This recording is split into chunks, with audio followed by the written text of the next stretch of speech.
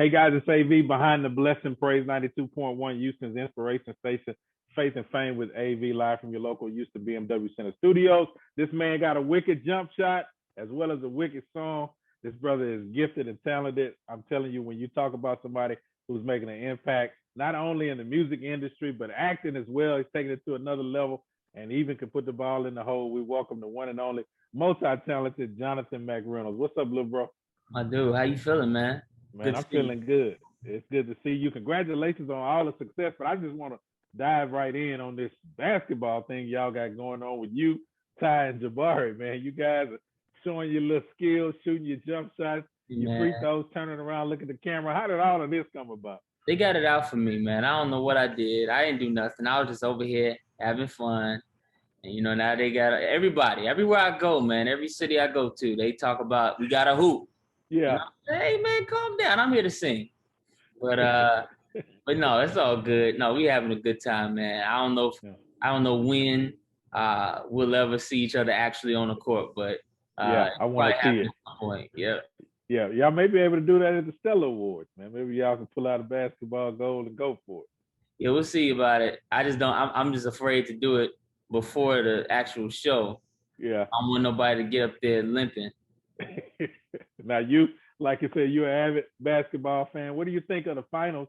No LeBron, you know, the super team in New Jersey came up short due to injuries or whatever you want to call it. What do you think about the Final Four teams that we have right now? Yeah, it's crazy. It's a little weird for sure. You know, no Steph, no LeBron, no KD, no Harden, no nothing. I mean, that's a little weird. Hopefully, you know, I love Phoenix. I love Devin Booker, and you know, CP3 is one of the legends. So it's always nice when they can have a ring. But I'm actually kind of pulling for the Greek Freak to do it this year. You know, he's come up short a few times, and so I kind of want him to have that monkey off his back. But we'll see, man. We'll see. Yeah, we'll see. Now, if there had to be a team that you put together of gospel all-stars, of inspirational artists, who would be your starting five? And you can't you can't put John Gray in this. I know he's big in the middle, but we can't put him on. You know, he been hitting me up talking about what he could do and what. I'm just like, I didn't even know he hooped. Me neither. I'm so confused. I ain't seen no tape of this. I'll put Ike at the 5. I'll give either Brian Courtney Wilson or James Fortune. I'll be at the 4. You put James at the 4? I think so. I don't see why not. I don't know. I know James played football. I don't know about James on the basketball. You might well put Bacardi at the 4. You can put James there. No, James had some skills. I remember James was decent. And you know, when you play football, you're an athlete, period. You got some confidence anyway. You know what I'm saying? So you go ahead and play game time.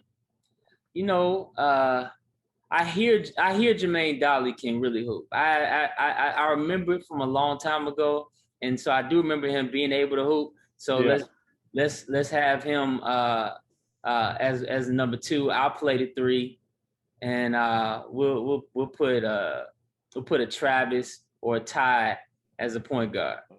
So no Jabari nowhere on there. You just Jabari can. He'll do the water. He'll pass out the Gatorade. You know, I don't want him to wreck any more ACLs. You know what I'm saying? He can just he can chill out. A lot of high fives. Yeah, that's it. A lot of clapping, a lot of cheerleading. He can do that. I don't want to hurt him. I don't want that on my record. Yeah, I'm with it, man. Center wise, man, you say you're gonna put Brian at the center. What about? I said I put Ike in the center.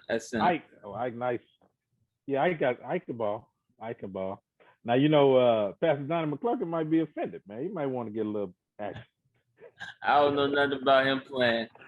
I don't know if he is tall. I have no clue what that's gonna look like. Yeah. Now listen, if you need some team security, please put Pastor John Key on your team security. You know, John knock somebody out. Yeah, he can definitely come in and just take some fouls for the team just to rough up their star player. It's pretty tough. Man, listen, a lot of success has happened for you. Congratulations on the Grammy Award with Molly Music. I know that's another major accomplishment for you. When you see all these people appreciate your music, not only from the industry, but fans as a whole, just a celebration of you and your gifts, what does that kind of put your mindset, especially when it comes to not only celebration, but motivation for the next thing for you? Yeah, man. Well, first off, it's humbling, man. It's humbling because I just know that, there's a lot of things about me that aren't perfect and pristine, and I haven't made all the right choices, and I haven't had all the confidence in the world sometimes. And so for stuff like that to happen, it's just really dope that, just the grace of God, uh, the way even the industry changes and shifted, towards me or in my favor. All of that is just really amazing, man. So it just makes me want to see if I can continue it, see if I can continue to up the ante, and whether that's with better songs or more fun or more content, better content, whatever.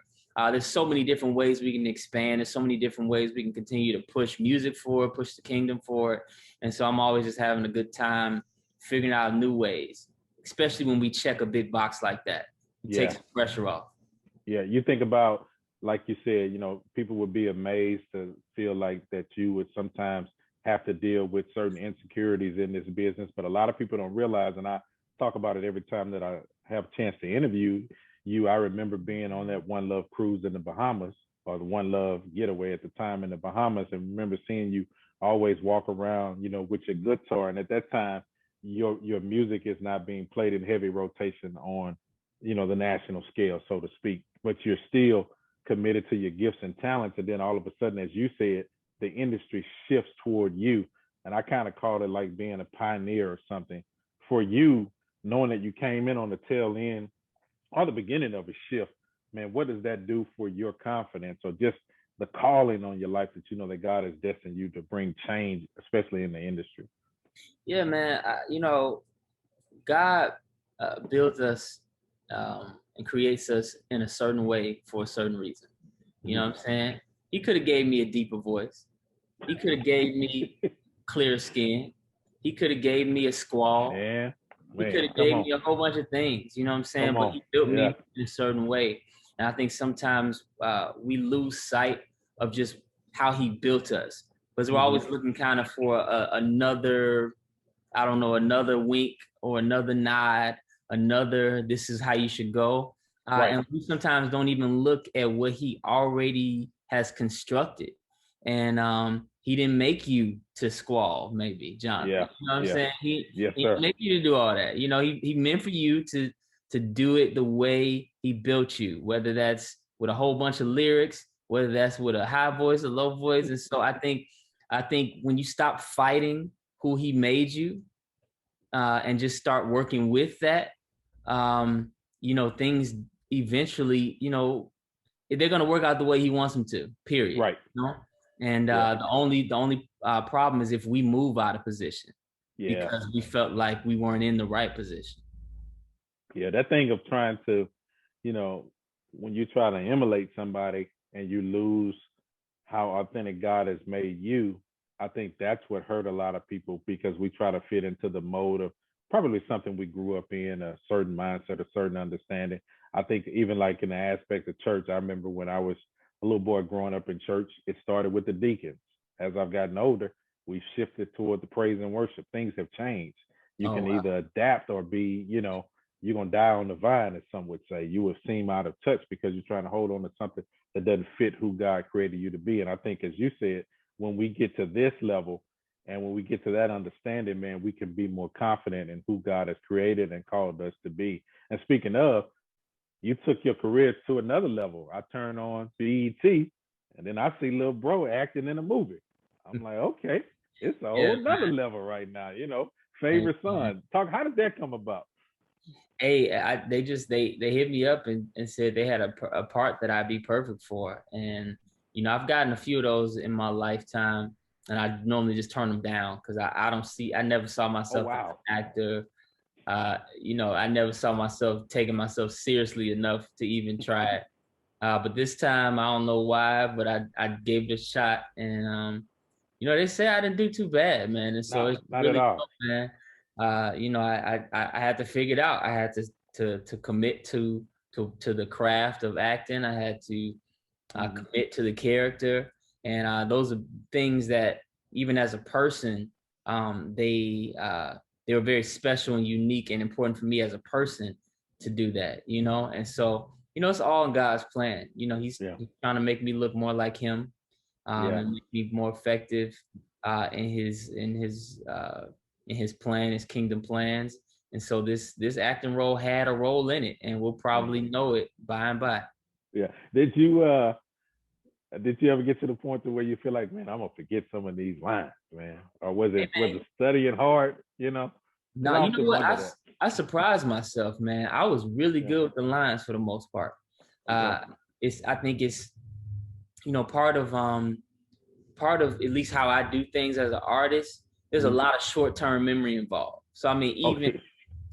you know, that's doing stuff on stage where you just remember something that just happened. That's the VIP line where you're hugging people and you're remembering names and you remembering their stories. Now you don't remember them long term. You don't remember them forever. You go to sleep and you probably forget everything that happened that night.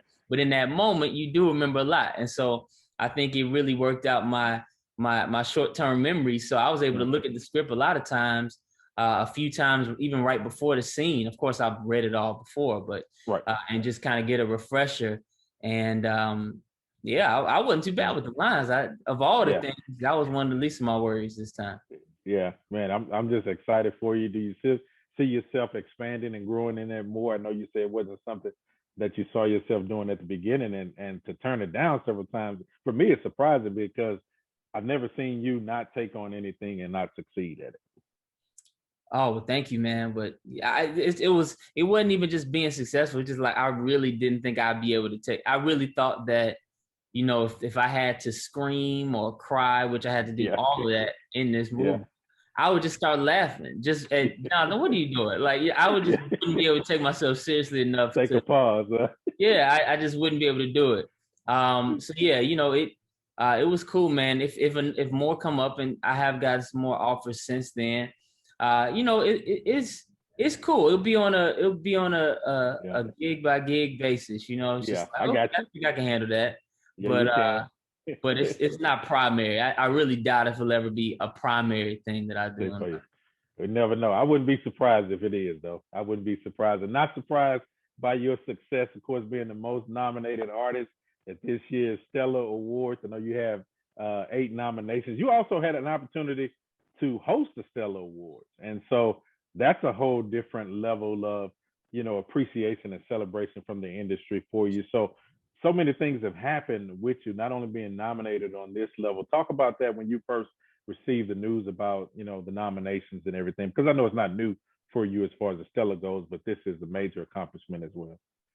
Yeah, man. I think in the whirlwind of the Grammy thing and the movie thing, which were you know, those were you know, those felt less like home than the Stellars. Like, you know, Stellars, we won 8 a couple years ago, got to host. They've allowed me to sing on it. So I feel at home at the Stellars. And so it's one of those things where if they never gave me another nomination or another award, I would be okay. You know, it's almost like, God, if you don't do anything else for me, you've already done enough type thing. You know what I'm saying? I feel that. So yeah, you know, it was like, oh man, oh great, cool. You know what I'm saying? Like, you know, it's one of those things that that, you know, yeah, it was a surprise for me. You know, it was a surprise, and you know, I'm thinking of different things that we can do at the Stellars, around the Stellars. You know, between me and Kirk, we're the ones that kind of decided to do the new artist stage. And I love that. Yeah. And all other stuff. So that's kind of where my mind has always been when it came to the Stellars and the gospel industry, is not me winning any more awards, because I already won more than I expected to. Yeah. It's just like, what else can we do to kind of push things forward? What performance or what collaboration or whatever else? And so when it came to the awards, I was kind of like, oh, no, I mean, not that I forgot that it was an award show, but I wasn't thinking about its awards as much as just thinking about it being a really dope night to platform all of our art. And so yeah, it's really dope, man, that they're recognizing me and the people and and the just the organization. They still think that I'm worth an award. Yeah, well, definitely. Latin music is always great, but one of the things that you said, and I know you kind of just brushed over it real quickly, but like you said, that we're creating that new artist stage. Friend of mine, close friend of mine, Gene Moore Jr., was a part of that new artist stage before, and I like it because as an artist, you can, empathize with what has been your position as a new artist, and then now your position as being one of the successful artists in the gospel music industry. That desire to help people, not just to get to a certain status and say, okay, I've arrived, let me leave it alone. But you have this heart to open the door for the new artists. And I commend you for that, bro, because a lot of people don't do that. Thank you, man. Yeah, I definitely, I just feel like, the type of music that a lot of people are making, there's more need for it than we initially thought. You know what I'm saying? Yeah. I was like, hey, look, it's not just the people in the world that need to hear some what I call life music. It's church folks. You know what I'm saying? I didn't write it. I didn't write no Gray and stuff like that from the position of, I'm outside the church, and I'm just banging on the doors trying to get in. No, I was the church boy of church boys. Yeah. And still not really understanding what to do in life. And so I just feel like, in those ways, taking some of the pretense out of gospel, and not taking it all the way out, but just, allowing another route of incredible creatives to be creative and talk about this, the rubber meets the road stuff of gospel, not just the ceremonial great moments in church. I just always thought it was necessary, man. Yeah, and it is, man. I love too, just before I let you get out of here, I love too how you're able to continue to bridge the gap. Like you said, you and Kurt working on creative things to do to help with the Stellar Awards. Sometimes in gospel music, I hear people saying, we're losing this part of gospel music. We're losing the, traditional, the contemporary, what was contemporary in the 90s, the late 80s or whatever. We've got this new sound of gospel music now. But I like how you love to incorporate everybody. Do you think as an industry, we're doing a better job of keeping that balance?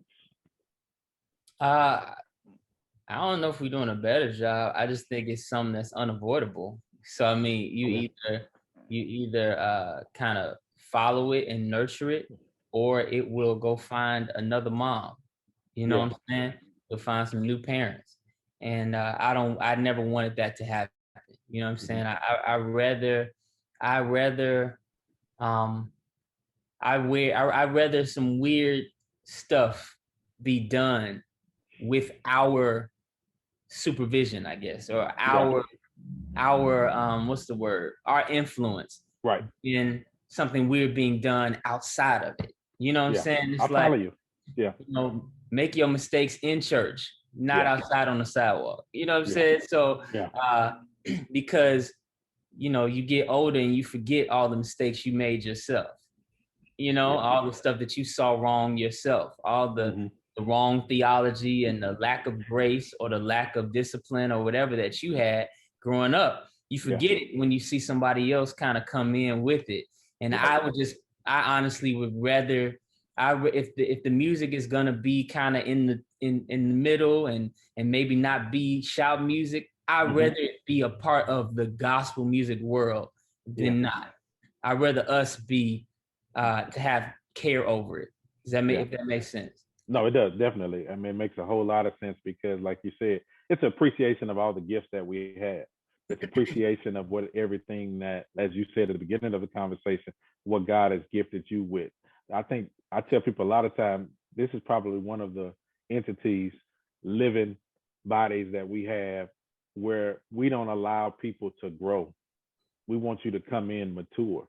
We want you to come in as if you already have it together, and that's not so. We've got some singers who we've seen live their life openly in front of everybody on stage with all of the flaws. It's not going to be pretty. People are still developing and growing. Sometimes your success outruns your growth. Sometimes you're just at a position where you hit the big star. I mean, I think about Michael Jackson. Michael wasn't mature, but as a kid, he's a prodigy. He's a star. But he still has to grow. I remember him saying oftentimes, he looked out the window, just wanted to be a normal kid to go outside and play, but he couldn't because of the gift and talent, but he still had to grow and mature. So as he got older, a lot of things he still had to work out. And I think in this industry, a lot of times we don't give people the room to grow. We got to figure out how to still be the church for the people who are popular. My mother always told me, and she was like, this is something I really appreciate about your music, Jonathan. She says, the most forgotten people by the church are the celebrities. Yeah. Not the prostitute, not the drug dealer, not the gang member. Like, we still think about them. We got particular ministries for them. But the celebrities are the really talented and the really popular, if we connect ourselves to them, it's just to try to suck some of their glory and some of their attention. But we don't care about their souls much at all.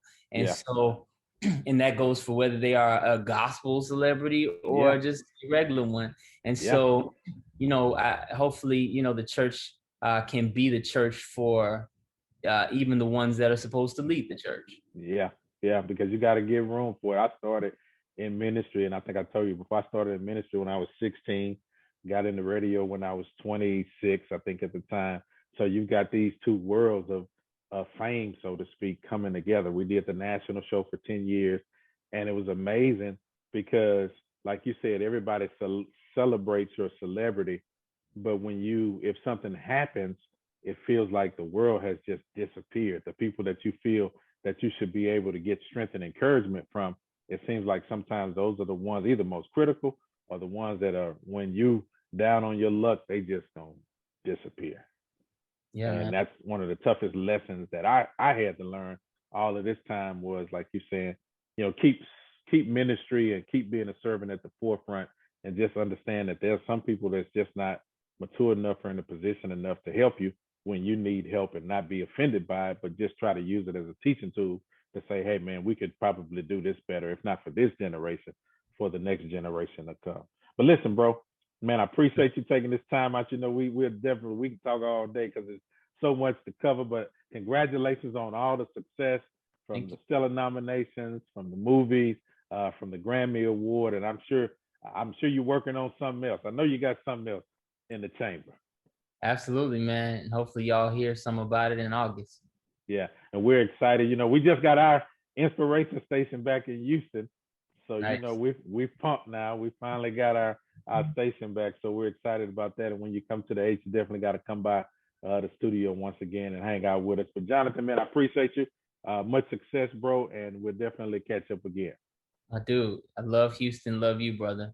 Love you too, man. And I'm going to put that jump on you, break. Yeah, I play ball for real. I ain't play that cute stuff y'all playing.